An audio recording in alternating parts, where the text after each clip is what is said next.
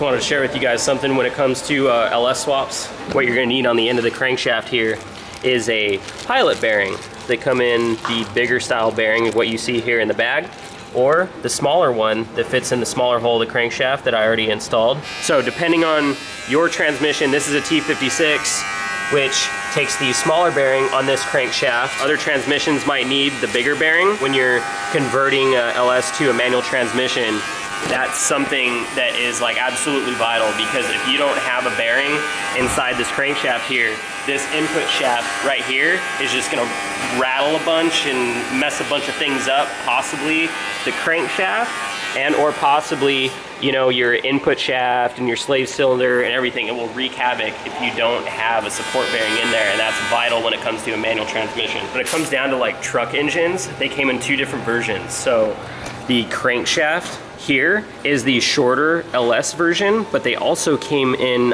you know, versions where the crankshaft was sticking out further. If you're going to do, you know, a trans swap or, you know, like a manual trans, depending on the trans, you may need a transmission spacer that will actually bolt to the actual back section of the block here and spaces it out because the crankshaft is pushed out. When you're looking at buying, you know, a truck motor and stuff like that, make sure you have this style version that the crankshaft doesn't stick out as far. And you can definitely tell, I think it's about damn near just short of like a ½ an inch more than this. You want this style. When putting a whole clutch kit on, obviously this is our flywheel, we have our clutch disc in the center, and then we have our pressure plate. When you're tightening this down, you want to make sure that this stays nice and snug in there and aligned, because if it's not and you go to put the transmission in, it's just going to be a bear to get the input shaft to line up with the disc, as well as our pilot bearing on the crankshaft. Throughout the process, it's always good to just double check and just kind of make sure everything is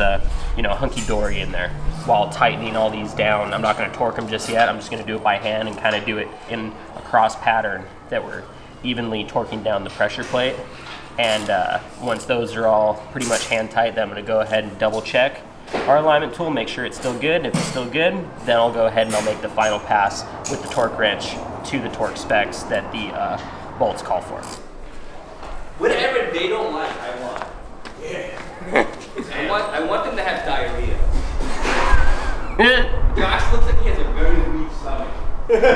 No, it's actually pretty strong. It gets down on the spicy food. Hell yeah. So you swallow? Is that what you're saying?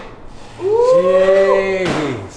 Swallow my food. Before we stuck our trans in there, I went ahead and I pulled out our alignment tool. This is the alignment tool for the clutch disc under the pressure plate. So this is like your mock-up input shaft, but before we can install the trans, this has to be pulled out, but I was able to pull it out because our pressure plate was all tightened, holding the disc in place.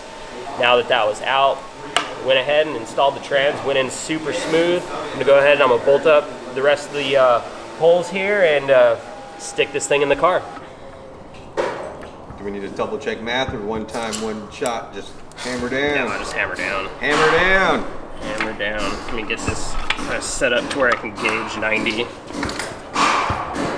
right, ready?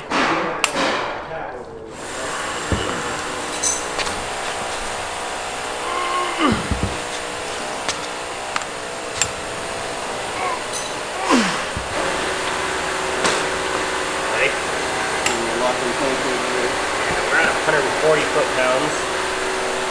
Take it up to 170. I don't know. My little ass can get it up to 170. Try to push. Ready?